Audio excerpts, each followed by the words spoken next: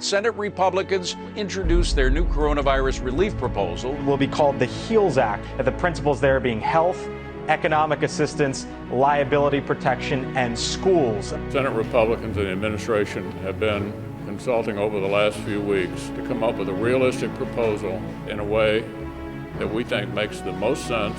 Over 44 million Americans have lost their job, and we have got to get America back to work. Unfortunately, I just listened to your interview with Speaker Pelosi.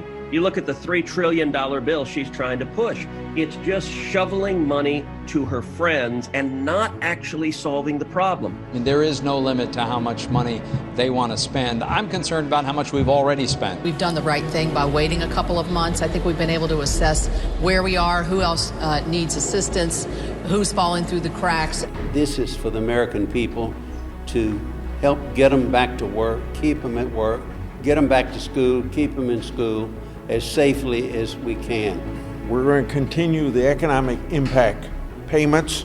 We want to continue to help the unemployed, but we want to encourage work. This is a bill about back to school, back to childcare, and back to work. There's funding in here to make sure our students can go back to school safely and have the resources that they need.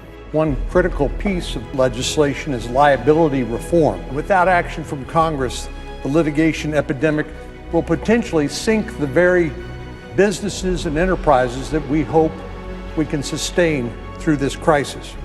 The Paycheck Protection Program has been a lifeline to more than 5 million small businesses.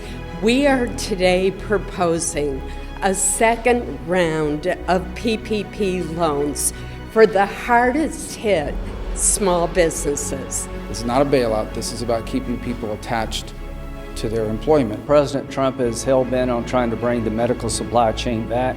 We have a $7.5 billion tax credit to incentivize PPE material to be made in the United States. Another $26 billion in our bill goes to further advance vaccines, therapeutics, particularly vaccines. We've got to all kind of take a deep breath and say, this is not going to be a political exercise. This is a crisis. We need to respond to it. We can't play politics as usual here. And if we do that, I think we can get something done.